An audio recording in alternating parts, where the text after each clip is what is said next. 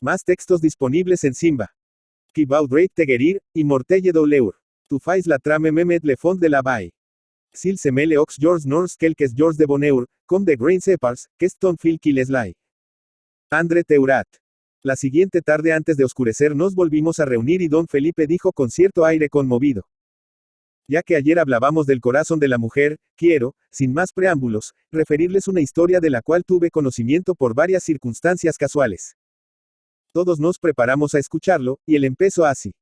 Y sobre un costado del árido y pedregoso Cerro de Guadalupe, que domina la ciudad de Bogotá, se veía en diciembre de 1841 una pequeña choza, cuya limpieza, la blancura de sus paredes y el empedrado que tenía delante de su puerta, indicaban tal vez pobreza pero no incuria, enfermedad moral de todo el que sufre. La choza estaba rodeada por una cerca de piedras colocadas sin arte ni simetría, y cubierta por matorrales de espinos, rosales silvestres, borracheros blancos y amarillos, arbolocos y raquiticos cerezos. En torno de la habitación corrían y engordaban varios cerdos y gallinas que vivían amistosamente con algunos perros hambrientos y un gato de mal genio. En la parte que quedaba detrás del rancho se veía una sementerilla de maíz y de otras plantas que vegetaban a duras penas entre las piedras del cerco. Del lado de afuera de la cerca, en una esquina sombreada por matorrales de rosas y espinos y un cerezo, estaban dos personas sentadas sobre la verde grama. Eran dos jóvenes, un indio robusto y mozo, de cara cuadrada y amarillenta y vestido como soldado de aquella época, es decir, de calzón de manta, chaqueta azul con vueltas coloradas y el pie desnudo, y una muchacha de unos 16 años, también de raza indígena, pero algo más blanca, pequeñita, rolliza y colorada. Esta última, cabizbaja y triste, volvía la mirada de vez en cuando hacia la choza como si temiese que la vieran desde allí. Quería, Jacoba de mi vida, decía el indio, decirte adiós a solas, pero deseaba también explicarte lo que hasta ahora no me había atrevido a confesar. Yo te había dado mi palabra de casamiento, pero no puedo engañarte más. Tu padre me sirvió mucho, me salvó la vida en la acción de la Culebrera, e impidió que me cogieran prisionero, trayéndome a su casa, donde me curaron las heridas. Y porque te asistimos con cariño me quieres abandonar. No es por eso, al contrario, es que no te quiero engañar, ni a tu padre que es un hombre honrado.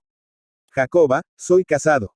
Casado, exclamó la muchacha, levantando las guedejas de pelo negro que le caían sobre los ojos. Miró por un momento espantada a su compañero, pero viendo la seriedad con que éste hablaba, se separó de su lado y volviéndole la espalda prorrumpió en amargo llanto. No llores, vida mía, que me partes el alma, dijo el soldado acercándosele y rodeando con su brazo el ancho talle de la india, mientras ella ocultaba la cara con el pañuelo rabo de gallo que llevaba al pecho. Escucha, Jacoba, añadió, ahora un año, viviendo en Funza, una vieja, mi vecina, que Dios la perdone. Se empeñó en casarse conmigo, yo no ganaba nada, ella tenía una sementera de papas y un trigal. El señor cura me habló también, y al fin y al cabo nos caso. Pero apenas me remacho esa hija de Satanás que se volvió gata brava. Tanto me desespero, que una noche me fugué de la casa con la intención de no volver a poner jamás los pies donde ella estuviera. En el Socorro me enganché con los de González y ya sabes lo demás. Aquí me topé contigo y no pude menos que quererte cuando me mirabas con esos ojos de miel, pero ayer me vio el taita y me preguntó para cuándo era el casorio.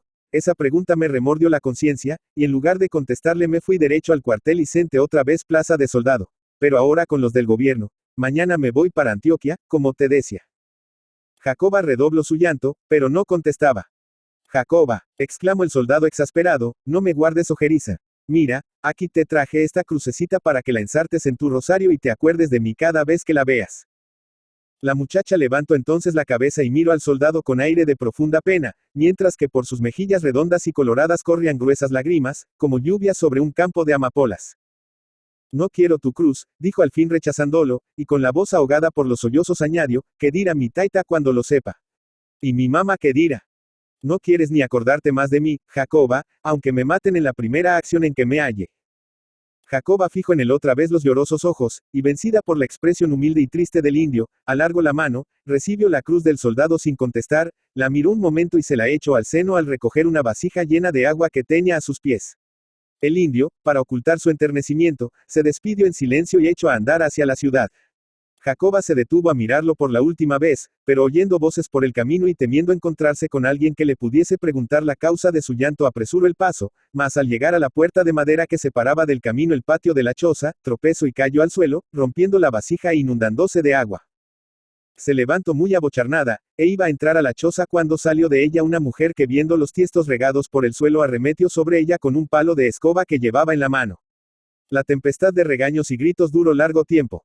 Se oían a una vez la rabiosa voz de la mujer y las súplicas y quejidos de la víctima, la cual lloraba ruidosamente, más bien a causa de la pérdida de su amante que por los golpes que recibía. En esto las personas que sin quererlo ahuyentaron a Jacoba llegaban al sitio en que se habían dicho adiós los dos indios. Era un grupo de 5 personas. Adelante iban 2 alegres niñas de 15 a 16 años, seguidas de una señora como de 40, de dulce y amable fisonomía, que conversaba con otra más joven. Esta vestida de luto riguroso, era de aquellas personas que vistas una vez no pueden olvidarse. Velaban sus grandes ojos negros, largas, sedosas y crespas pestañas y los realzaba el arco perfecto de sus pálidas cejas. Pero la sombra azul debajo de sus párpados y la palidez de su rostro indicaban una pena concentrada y profunda. Venía a su lado un joven, cuya vista no se separaba un momento de la enlutada, siguiendo solícito cada paso que daba para ofrecerle su brazo y apoyo. Detengámonos aquí un momento, Margarita, dijo la señora a quien llamaremos Justina, dirigiéndose a la enlutada. Todas se sentaron, las muchachas a algunos pasos de distancia de Margarita, el caballero recostado a los pies de ella sobre la grama, y Justina dividiendo los dos grupos. ¡Qué tarde tan bella!, exclamó esta, fijando sus miradas sobre el alto Monserrate, que iluminado por los rayos del sol brillaba con dorada y suave luz. El cielo estaba azul y transparente y en su apariencia todo respiraba paz y felicidad. ¡Qué de bellezas en el cielo y tranquilidad en el suelo!, añadió Margarita, ¿no es cierto, Eugenio, que las obras de Dios son muy bellas? Encantadoras, contestó este admirando la expresión de dulzura que se leía en ese momento sobre la pálida frente de su compañera. No es mejor, repuso Justina, pasear y contemplar esta naturaleza llena de encantos, que permanecer siempre entre 4 paredes sombrías. Ciertamente, contestó Margarita, pero... Y una expresión de melancolía, expresión de dolor concentrado y amargo, se difundió como una sombra por su fisonomía un momento antes tan serena. Margarita, dijo en voz baja el joven, usted me prometió dar una hora de tregua a sus penas. Cúmplamelo, y déjeme ver en sus ojos aquella luz tranquila que es mi único consuelo. Oh. Añadió, si me fuera posible verla un momento alegre, festiva como antes. Estoy contenta, ahora, Eugenio, contestó ella sonriendo al fijar involuntariamente su mirada en la del joven, que la contemplaba con aire de súplica, pero un momento después apartó sus ojos para ocultar las lágrimas que subieron a ellos.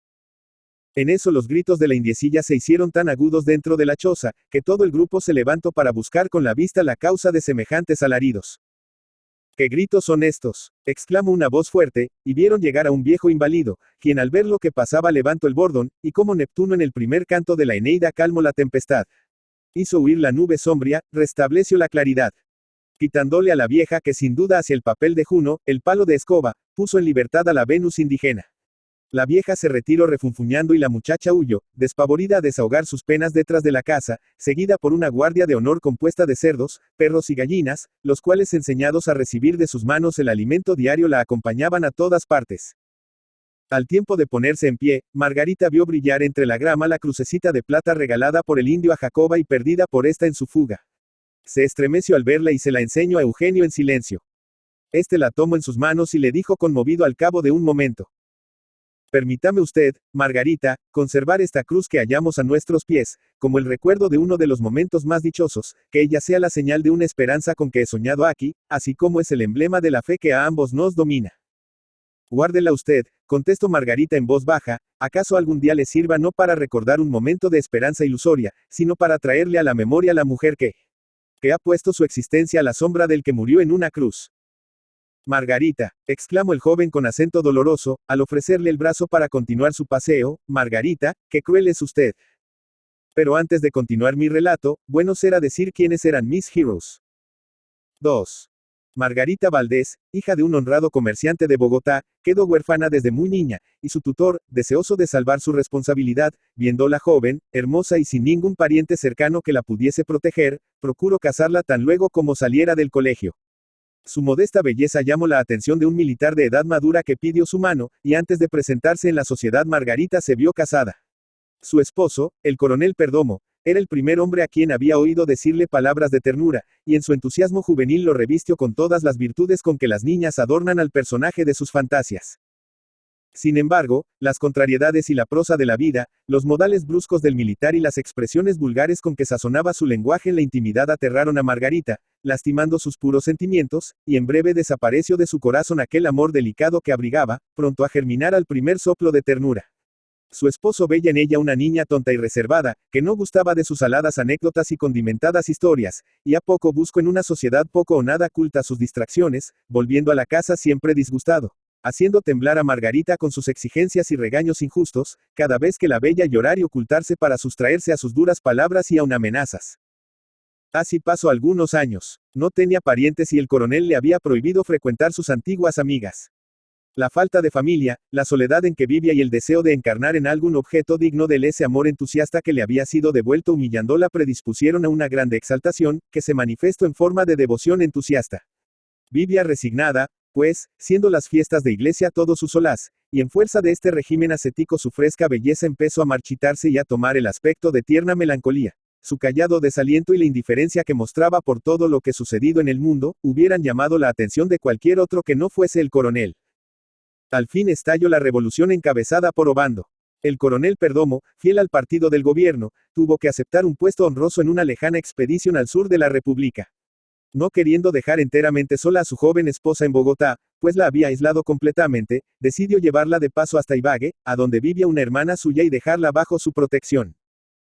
Margarita sufrió muchísimo durante el viaje. El militar, enseñado solamente a viajar con soldados, no comprendía cómo se fatigaba tan fácilmente y la tachaba de melindrosa, lo que la obligaba a reprimir su miedo o cansancio, para que no la riñera, hasta que por fin llegó a Ibagué casi exánime. Cuando Margarita se encontró en un clima delicioso, rodeada de perfumes y de flores, mimada y atendida por toda la familia de Justina, la hermana del coronel, cuando se vio en medio de un alegre grupo que procuraba darle gusto en todo, sintió un bienestar, una satisfacción tranquila, una serenidad de ánimo que jamás había experimentado. Poco a poco su carácter mismo parecía haber variado, su mirada recobró el brillo perdido hace años, y un fuego interno, una luz nueva calentó e iluminó su espíritu. Sus modales retraídos y excesiva modestia cambiaronse en cierta gracia y elegancia natural. Su voz dulce pero melancólica tomó un timbre animado y alegre que nunca había tenido. Su andar lento e indolente convirtióse en ligero y aéreo, y si se la hallaba en todas las fiestas religiosas parecía haber transigido con la rigidez de su vestido, y por primera vez permitió que la adornasen y cuidó de su belleza. Pobre Margarita, atravesaba sin comprenderlo el oasis de su vida desierta, el único punto brillante, el solo tiempo en que pasó horas de completo contento. ¿Quién no guarda en su memoria el recuerdo de una época en que, sin saberlo, gozaba una dicha que jamás volverá? Hay años, meses, días que forman en nuestra existencia puntos brillantes sobre los cuales detenemos tiernamente nuestra mirada, al recorrer en la memoria los años que pasaron. Aquella tranquilidad cambióse en breve en una vaga aprehensión, y las horas de sereno contento en días de penas, dudas y sobresalto. Pocas semanas después de su llegada a Ibagué se presentó otro asilado en casa de Justina. Era un joven pariente suyo, el que habiéndose declarado abiertamente defensor del partido que él creía oprimido, es decir el de los revolucionarios, había tenido al fin que dejar a Bogotá. Su lenguaje audaz, y el liberalismo de sus escritos lo hicieron notable entre los progresistas, pero siendo enemigo de las luchas armadas y teniendo, además, en el ejército del gobierno un hermano y varios parientes, Eugenio no quiso cooperar activamente en la rebelión, y viéndose amenazando de prisión en la capital, prefirió, a instancias de su familia, ir a Ibagué a esperar allí el desenlace de los acontecimientos políticos. La fisonomía interesante y bella de Margarita, su melancolía genial y el retiro forzado en que vivía, inspiraron a Eugenio una gran compasión y natural simpatía. Pero en Bogotá no había visitado nunca la casa de Perdomo, que era pariente suyo, a causa de la diferencia de sus opiniones políticas, que el coronel combatía con suma brusquedad. Además, porque sabía que en aquella casa no tenía entrada frecuente otro hombre que el dueño de ella. El clima medio de los trópicos es delicioso. La vida sencilla y perezosa que se lleva, la llaneza del trato social entre los que se reúnen en las horas de descanso, la franqueza festiva de sus habitantes, los paseos a pie y a caballo por preciosos parajes, los baños en ríos frescos y cristalinos, de cuyo seno salen las muchachas con la cabellera suelta y perfumada, las noches estrelladas en que un ambiente suave circula cargado de aromas penetrantes, el canto de variadísimos bambucos al son de tiples y guitarras que se oyen por todas partes al caer el sol. Todo esto despierta en el alma el sentimiento de lo bello y tal disposición a la ternura que al no tener el corazón ocupado ya por algún afecto dominante, no puede satisfacerse sino amando. Habiendo vivido en Bogotá, en donde las costumbres son tan diferentes, Margarita pudo gozar con mayor encanto de aquellas escenas tan nuevas para ella. La llegada de Eugenio dio a su existencia un interés, una luz desconocida cuyo peligro no comprendió al principio. La amena conversación del joven fue una revelación para su espíritu, que jamás había sentido el vivificante influjo de las ideas de un hombre pensador, poniendo a su alcance materias que hasta entonces creyó áridas o incomprensibles. Cuántos y cuán magníficos campos de ciencia se extendieron ante la soñadora imaginación de la joven. Dedicóse nuevamente al estudio del francés que había aprendido con provecho en el colegio, y que había dejado olvidar casi enteramente. En breve pudo recorrer la pequeña librería que Eugenio llevaba consigo, adivinando lo que no comprendía con aquella intuición que distingue a la mujer, y más a la mujer amante. Olvido en gran parte sus escrúpulos y aún llegó a leer libros que antes miraba con horror. Muy luego hecho de ver que la continua sociedad de Eugenio era demasiado agradable para ella, y se propuso escasearla buscando en sus devociones y prácticas religiosas un interés mayor, pero ya este fervor místico se había enfriado, e irresistiblemente volvía a sus estudios y conversaciones con aquel. Por su parte el joven sentía más agudamente el aguijón del remordimiento, pues no podía ocultársele que su corazón se había conmovido hondamente, leía como en un libro abierto las luchas a que se entregaba Margarita, y comprendía mejor que ella lo que pasaba en su corazón. Ambos representaban la eterna imagen de la mariposa que quema sus alas en la luz que la atrae, aunque sienta el calor y comprenda el peligro. Margarita veía en Eugenio el tipo adivinado en sus primeros años y que después creyó no existía verdaderamente. Eugenio encontró en ella el bello ideal de la mujer soñada en los raptos de inspiración poética. De vez en cuando llegaban noticias y cartas del coronel en las que expresaba a su modo un sincero amor a su esposa. Margarita las recibía temblando y las leía llena de sobresalto y vago temor, y disgustada consigo misma se encerraba en su cuarto, pasando a solas con su conciencia largas horas de indecible angustia llorando y pidiendo a Dios fortaleza. Eugenio sentía el contragolpe de su pena, y procuraba distraerla buscando algún nuevo objeto de estudio en la análisis de obras selectas de literatura o en la explicación de los siempre interesantes fenómenos de la naturaleza. Al terminar el mes de diciembre de aquel año la familia de Justina fue a pasar algunas horas en una hacienda cerca de Ibague. El día sereno y luminoso, ostentaba todo el encanto de que se goza en aquel clima privilegiado. Después de haber recorrido con la familia varios puntos de donde se descubrían bellísimas vistas, Eugenio y Margarita se encontraron sin haberlo advertido y por primera vez solos. ¿Cuántas veces aquel había soñado con la fortuna de hablarle a solas dando sueltas al raudal de su ternura? Mas al ver colmadas sus esperanzas se turbó y sintió un vago remordimiento.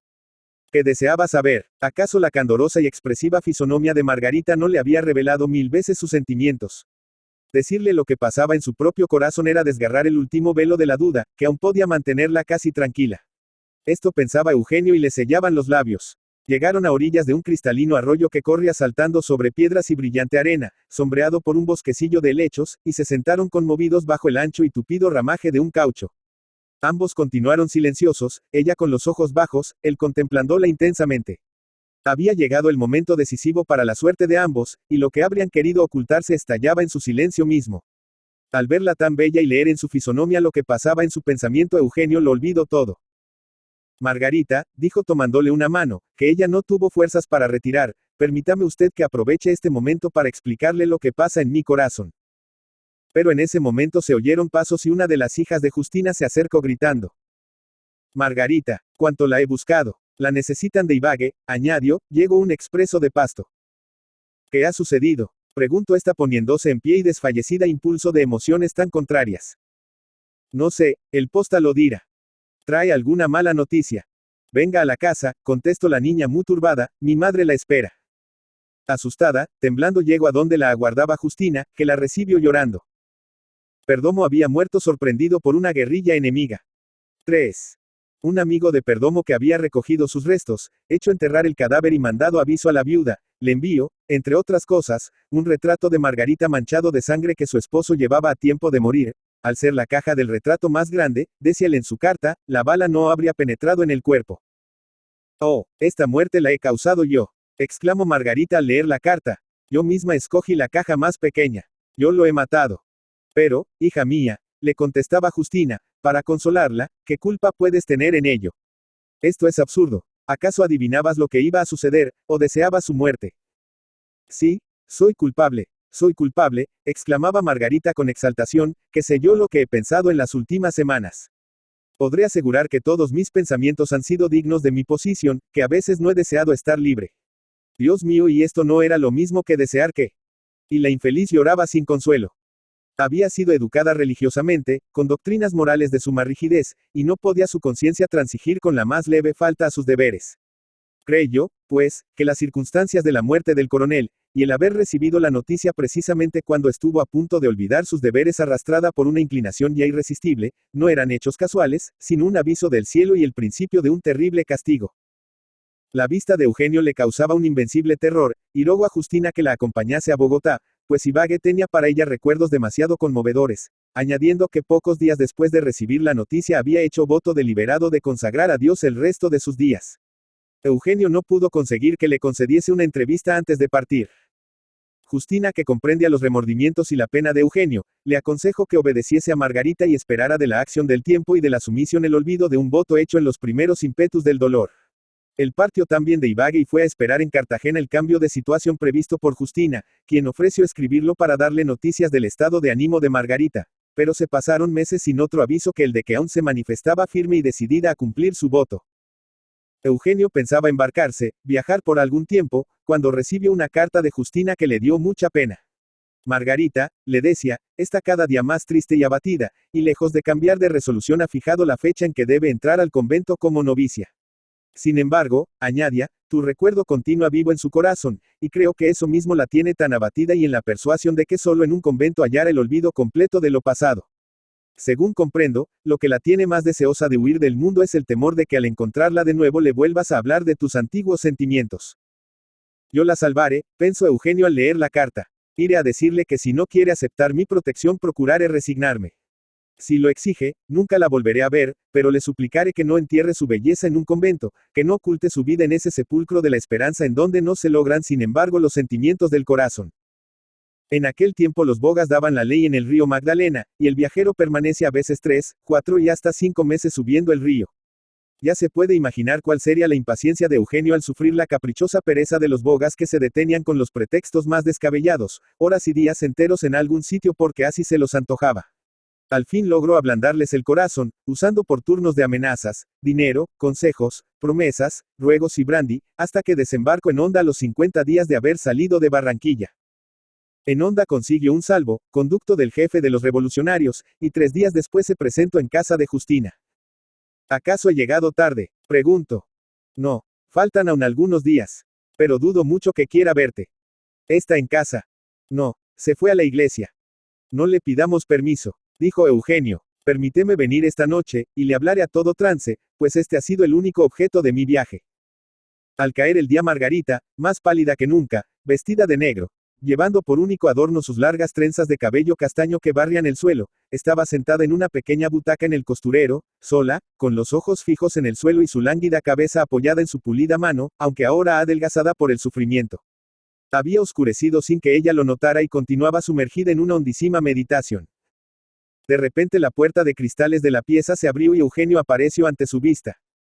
Margarita. Eugenio. Exclamaron al mismo tiempo, y permanecieron callados, presos de una emoción igual. Margarita se calmó primero y temblando visiblemente dijo. No le había suplicado, Eugenio, que si me tenía algún aprecio, si le merecía, compasión, no se presentara nunca delante de mí. Eugenio no contestó. Le ruego que se retire. Añadió, lo quiero así. Eugenio no se movió, y con voz conmovida. Margarita, dijo, soy incapaz de desobedecerla, y si he venido ha sido para decirle adiós antes de separarnos para siempre y suplicarle que me oiga unas pocas palabras. Ella no pudo resistir a tan humilde súplica, y sin hablar le señaló un asiento frontero al que ocupaba. Mientras que él le explicaba el objeto de su viaje ella se impregnaba, por decirlo así, de aquella voz tan querida y nunca olvidada que a pesar de todo oía en sus sueños, y que ahora la transportaba a lo pasado. Eugenio le rogó con todo el fervor que le inspiraba su cariño que no se dejase llevar por la violencia de su pena, que esperase algunos meses más antes de empezar a cumplir un voto de eternas consecuencias hecho en momentos de exaltación. No fue así, le interrumpió, lo que entonces prometí lo ratifique después ante Dios, aprobándolo plenamente mi confesor, resuelta a consagrarle el resto de mis días. ¿Puedo acaso quebrantar un voto tan solemne? En vano Eugenio derramó en su oído toda la armonía, toda la elocuencia que nace de una verdadera pasión. Se conmovió, pero no pudo obtener de ella sino el permiso de visitarla, estando siempre Justina a su lado, durante los días que faltaban para entrarse al convento. Sin embargo, apenas se encontró sola y meditó en lo que había ofrecido comprendió todo lo que en ella había de peligrosa debilidad, puesto que en el fondo era darle esperanzas que juzgaba imposibles estando, como estaba, decidida a no transigir con su conciencia. Durante el día se entregaba a la práctica de una devoción exaltada y vehemente, procurando ahogar las voces de su corazón y los sentimientos que volvían a dominarla. Pero cuando se acercaba la hora en que debía llegar Eugenio, una grande agitación la acometía y vagaba por la casa sin poderse fijar en nada. Al cabo de 4 días comprendió que era preciso entrar resueltamente en una de las 2 vías que se le presentaban sin poderlo evitar: olvidar su conciencia y su voto, desuar su remordimiento y seguir los impulsos de su corazón, o retroceder volviendo al estrecho sendero del sacrificio y la penitencia, sin transigir con su deber como se lo ordenaba su conciencia.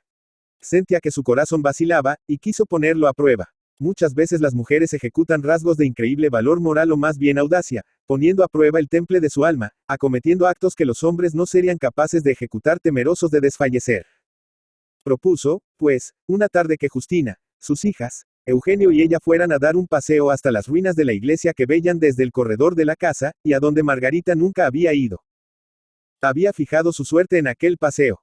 Pensó, con la superstición que distingue a los caracteres entusiastas, que Dios le enviaría alguna señal que le indicara cuál era el camino que debía escoger, si el de la felicidad o el del claustro. Subieron alegremente el cerro hasta llegar al sitio en que los encontramos, al pie de la cerca de la belleza de Jacoba. Margarita se había animado más que de costumbre y respiraba con delicia el ambiente de la tarde, casi olvidaba su voto, cuando de repente ve brillar a sus pies la crucecilla de plata, emblema de la vida que había jurado llevar. He aquí la señal enviada por Dios, pensó palideciendo al enseñársela a Eugenio. El cielo no levanta nunca un voto hecho en expiación de una falta. Continuó su paseo cabizbaja y triste. Sobre una falda elevada del alto cerro de Guadalupe se conservan aún las ruinas de una iglesia dedicada a la Virgen. Estas ruinas, de las que apenas quedan la portada y algunos trozos de los muros, son doblemente tristes porque no tienen recuerdos y por consiguiente carecen de poesía. Antes de que se acabase de levantar el edificio cayó sacudido por un terremoto. Sentaronse sobre las anchas losas acopiadas para el pavimento del atrio de la iglesia. A sus pies veían la ciudad con sus calles rectas, cortadas a lo largo por caudalosos caños. Numerosos campanarios relucían al sol que desaparecía en el horizonte entre nubes color de grana. Al extremo norte de la ciudad, como centinelas de la fe, estaban los conventos de San Diego y el antiguo de Capuchinos, y más lejos el campo de reposo de los que dejaban las angustias de la vida. Los largos y rectos caminos que partían en varias direcciones, se perdían en lontananza y se confundían en la extremidad de la llanura con los azulosos cerros velados por un ligero manto de niebla como tenue faja de gasa. Ese espectáculo bello en su misma vaguedad y aparente aridez despertó en el corazón de Margarita mil pensamientos mezclados de dolor, ternura, y profundo desaliento. Se sentía llena de temor y duda ante su determinación, y sus fuerzas morales desfallecían al adivinar la mirada de persistente esperanza que Eugenio tenía fija en ella. De repente, y mientras miraba la torre del convento en que debía profesar, tocaron la oración allí, y después las demás iglesias echaron al vuelo sus campanas. En el convento de **** dieron la primera campanada, exclamó Margarita con voz conmovida, y añadió para sí: he aquí la última orden que me ha enviado el cielo. Entonces, tomando por última vez el brazo de Eugenio, bajó lentamente el pedregoso sendero, imagen de su vida. Todas la siguieron. Al pasar por delante de la choza de Jacoba nadie puso cuidado en la indiecilla, que cansada de buscar la cruz perdida se había agazapado tristemente al pie de la cerca. En tanto Eugenio apretaba contra su corazón el recuerdo del soldado, sin saber que a causa de su hallazgo, Margarita cumpliría su voto y se separaría de él para siempre. 20 años después, un buque de vapor surcaba el mar de las Antillas en una noche tempestuosa. El bajel parecía quejarse y crujía por todas partes, el viento silbaba entre sus desnudos palos y sus cuerdas. Las jaulas de aves, los barriles y los bancos rodaban sobre cubierta impelidos por los violentos vaivenes. Los pasajeros se habían reunido en el salón principal y hablaban en voz baja del temporal que rugía afuera. Las señoras, inquietas algunas y aterradas otras, sacaban la cabeza de vez en cuando al través de las ventanillas de sus camarotes y preguntaban si correrían algún peligro. Dios misericordioso, exclamó una voz repentinamente con acento de terror, y abriéndose la puerta del camarote reservado a las señoras, se presentó en ella un bulto vestido de blanco, era una monja. Virgen Santa, dijo otra vez, se está muriendo una monja aquí, y no hay quien la auxilie. Todas las demás están postradas con el mareo y el miedo. ¿Quién se muere?, preguntó un caballero acercándose. La madre Margarita Valdés. ¿Me será permitido servirle en algo?, preguntó otra vez el caballero. La monja no contestó, pero él, aprovechándose de un momento de terrible tranquilidad en que el buque, oprimido entre dos olas, parecía recuperar fuerzas para dar otro salto sobre las montañas de agua y espuma con que combatía, aprovechando ese instante, entró al camarote. Tirada sobre un colchón en el suelo yacía una pobre mujer en las últimas agonias de la muerte. El caballero, sumamente conmovido, se acercó e hincándose a su lado la llamó, mientras que la otra monja espantada por un nuevo sacudimiento del buque oraba con la cara entre las manos. Margarita, dijo el caballero inclinándose sobre la moribunda, Margarita, ¿no me oye usted? Sabía que navegábamos juntos. Deseaba servirla, pero no imaginaba que fuera de este modo. La moribunda abrió los ojos velados ya por las sombras de la muerte y los paseó por el camarote. ¿Quién me llama? Dijo al fin. Yo, Eugenio. No me recuerda. Dios santo. Eugenio. No puede ser, esa es la voz de mis sueños. Y haciendo un esfuerzo para levantar la cabeza, fijó los desencajados ojos en el caballero, añadiendo, no, Eugenio era joven, su cabello negro. Desde entonces, Margarita, contestó él con tristeza, han transcurrido más de 20 años. Sí, él es, exclamó la monja, y alargándole una mano descarnada y yerta, se dejó caer otra vez sobre las almohadas, murmurando, Dios me ha perdonado. Ha permitido que vuelva a verlo. Eugenio. Una sonrisa angelical reanimó los pálidos labios de la moribunda, y al resplandor de la lámpara que bamboleaba en lo alto del techo, Eugenio creyó ver otra vez a la Margarita de su juventud. Margarita, exclamó él viéndola cerrar otra vez los ojos. Haga un esfuerzo para recuperar las fuerzas, míreme, por Dios. Abrió los ojos por última vez y los fijó un instante en él y apretándole la mano con el esfuerzo de una suprema voluntad le dijo. Adiós, Eugenio. Nos veremos. En ese momento un crujido espantoso se sintió por todo el buque que se inclinó sobre un costado como si fuera a sumergirse. Se oyeron gritos y grande agitación sobre cubierta y las monjas levantaron sus voces al cielo pidiendo misericordia. Eugenio creyó que había llegado su última hora y se inclinó teniendo en las suyas la mano de Margarita. Casi al instante el vapor se volvió a enderezar, y cuando se tranquilizó la agitación de las maniobras sobre cubierta, habiendo calmado un tanto la tempestad, Margarita había dejado de existir. Su bella alma abandonó el mundo en el momento en que oprimía la mano del único ser que amo en la vida. Muy temprano al día siguiente llegaron al puerto. La monja que había muerto durante la tormenta fue enterrada con solemnidad. Las demás religiosas en su loco terror no habían visto entrar a Eugenio al camarote, de suerte que la tierna despedida de Margarita fue un secreto para todas. En cuanto a Eugenio, sus amigos notaron, sin acertar el porqué, que nunca hablaba de su último viaje a Europa sin conmoverse visiblemente. El amor constituye la vida entera de la mujer, al paso que en el hombre es tan solo un accidente de su existencia, esta verdad se ha dicho mucho, y así, Eugenio amó profundamente a Margarita y su memoria lo acompañó siempre en el transcurso de los años, pero ella no hacía parte de su vida. La crucecilla de plata estaba aún en el fondo de su escritorio y la miraba con enternecimiento cuando por casualidad la veía. Algunas de las mujeres a quienes había amado le preguntaban con curiosidad al ver la cruz, porque guardaba aquella reliquia vulgar, pero él jamás profanó el recuerdo de Margarita refiriendo la triste historia que les he contado.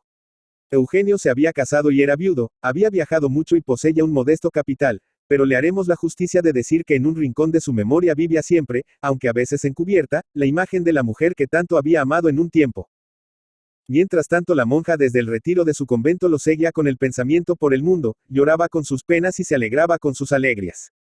Su vida de resignación había sido una continua aspiración a un amor sublime, a cuya altura inmaculada supo exaltar su cariño por Eugenio, pudiéndose decir que aquella celda estaba tan bien habitada por la constante memoria del que jamás olvidó en sus oraciones. Sin embargo, ¿quién podría contar las noches de angustiado desvelo, en que sola y postrada en las frías baldosas, pensaba en lo que era su vida de hoy, y lo que hubiera sido al tener una conciencia menos timorata y una alma menos pura? ¿Quién podría medir aquellas horas de loca desesperación en que una palabra, un sonido, un recuerdo la encontraban débil y llena de dudas? ¿Quién vio aquellas huellas entre su corazón y su espíritu de las que su alma siempre bella y pura debía de salir victoriosa y resignada? Tales años pasados en desvelos, combates y dolorosos triunfos fueron las gotas de hiel que colmaron el cáliz de su expiación por las momentáneas debilidades de algunos días de su vida pasada. Cuando llegó la hora del peligro, cuando en 1863 los soldados arrancaron a las monjas de sus conventos, Margarita en su sencilla humildad fue la más digna y serena entre todas. Minada por una cruel enfermedad, quiso, sin embargo, seguir a sus compañeras al destierro voluntario. En la hora suprema de la muerte, cuando su alma estaba próxima a dejar su envoltura material, creyó que todos sus sufrimientos habían sido compensados con la dicha de ver a Eugenio por última vez. Matilde se había levantado mientras que don Felipe decía las últimas palabras, y cuando hubo concluido se acercó y le habló al oído, pero de manera que pude oírla. ¿Crees que no he adivinado? Dijo, Eugenio, se llama Felipe en el mundo, y Margarita. Silencio. Contestó en voz baja. Y tomándole la mano añadió, espero que si lo sabes respetarás mi secreto. Pero, señor don Felipe, dijo a esta sazón mi tío, me parece más que inverosímil que esta reverenda religiosa al cabo de 20 años de vida santa y retirada, todavía pensara en el petimetre de Eugenio. Vaya una muerte bien mundana para una monja. En cuanto a Eugenio, buen pájaro era, partidario de los rebeldes, escritor demagogo y sin duda hereje, y ocupado en explicarle sus libros prohibidos a esa pobre o inexperta muchacha. Bien hizo el coronel en morirse, lo hizo a tiempo. En lo que probó tener talento, aunque póstumo, dijo don Enrique. Cuán pocos hay en nuestra tierra que sepan salir a tiempo de la escena. Y en cuanto a la escena política, ese arte está perdido, o viven indefinidamente, a estilo de la escala de Jacob, sin esperanza de verles el fin, o se mueren cuando más los necesitamos. Mucho temo, añadió mi hermana, que si la vida de algunos es como la escala de Jacob, sean ya pocos los ángeles que la recorran. ¿Y de veras quiere usted, dijo otra vez mi tío, decirnos que su cuento es verdadero? Señor cura, contestó Felipe, ya recordará usted lo que dijo Boileau. A veces no hay nada tan inverosímil como la verdad. No puedo comprender, repuso don Enrique, que la virtud se encuentre sola en los sentimientos exagerados. La virtud, cuando es natural, se caracteriza por su misma sencillez. Convenga usted, señor cura, en que un voto así es más bien un acto impío. ¿Acaso Dios desea martirizarnos? ¿Querrá un padre que un hijo sacrifique inútilmente sin provecho ninguno? Jamás. Usted se equivoca, contestó mi tío, la conducta de Margarita es santa y buena, y provino de una idea elevada de sus deberes. Una mujer sin creencias es una triste cosa. Por otra parte, añadió Matilde, es probable y casi seguro que a pesar de todo fue más feliz en su encierro poblado de ilusiones que lo habría sido en el mundo donde pronto las hubiera perdido. La noche estaba muy oscura, sin dejarse ver ni una sola estrella en el cielo. Un ruido sordo mugía a lo lejos por entre las ramas de los árboles. La atmósfera, pesada y sin movimiento, dejaba sentir extraordinario calor. De súbito las nubes se precipitaron unas contra otras y de en medio de ellas salió con terrible estampido un clarísimo rayo que iluminando el espacio fue a caer sobre un árbol a lo lejos en la montaña. El relámpago fue seguido por una fuerte ráfaga de viento y empezaron a caer gruesas gotas de agua que en breve se convirtieron en fortísimo aguacero. Inmediatamente nos levantamos y entramos en derrota a la sala. Cuando se hubo calmado un tanto el temporal, mi tío nos dijo: les tengo ofrecido mi tributo de un cuento y el que se me ocurre viene muy al caso como ustedes verán.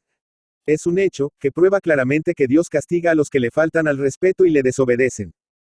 Soledad Acosta de Samper.